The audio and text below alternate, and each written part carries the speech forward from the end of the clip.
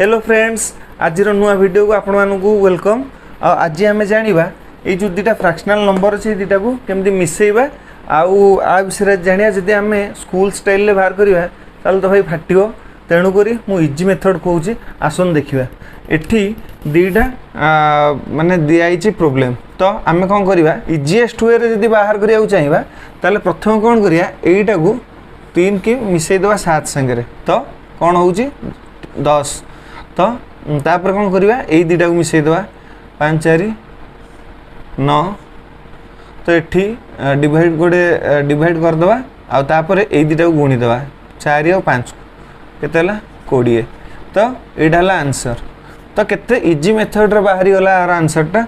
तेणुक एमती हिसाब रे आपण मैंने यही प्रोब्लेमटा आपण को कहूँ आपण मैंने कमेंट रे जनइबे आर आंसरटा कौन हम। Thank you.